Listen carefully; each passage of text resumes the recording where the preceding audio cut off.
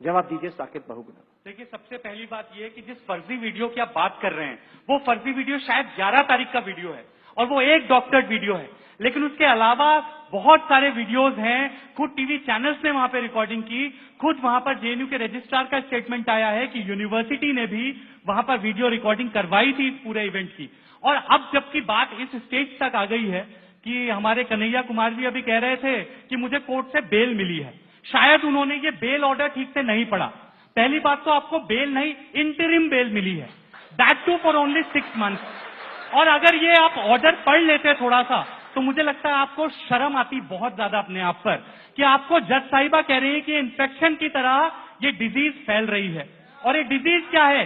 ये डिजीज है आप जैसे लोग जो यूनिवर्सिटी में अपेरेंटली पढ़ने आते हैं, लेकिन चंद प्रोफेसर्स की वजह से, जैसे उमर ने अपने भाषण में कहा, कॉमरेड्स इन द फैकल्टी, वो जो कॉमरेड्स इन द फैकल्टी हैं जेएनयू में, और मैं बता रहा हूं उनकी संख्या बहुत कम है।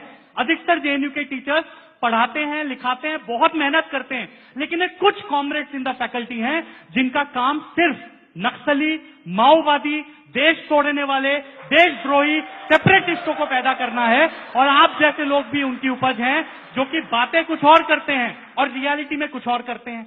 दूसरा, high level inquiry committee JNU के द्वारा बनाई गई, जिस हाई लेवल इंक्वायरी कमेटी ने यह कहा है कि कन्हैया कुमार वॉज प्रेजेंट, इस बात पे उनको प्रॉब्लम है।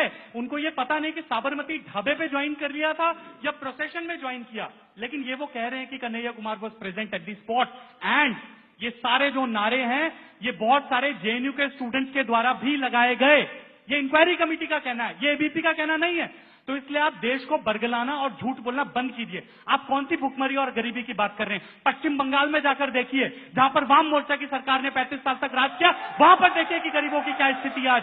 आपको गरीबी, सामंतवाद और ये सारे शब्द अब याद आ रहे हैं कि जब देश में एक राष्ट्रवादी सरकार बनी है, क्योंकि आपको आज 2G, 3G, जीजाजी, कोलगेट जैसे घोटाले नहीं मिल रहे हैं।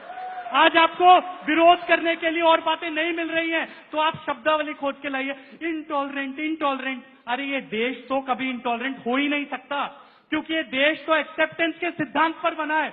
स्वामी विवेकानंद ने 11 सितंबर की उस भाषण में शिकागो में कहा था, we believe not only in universal toleration but we accept all religions as true.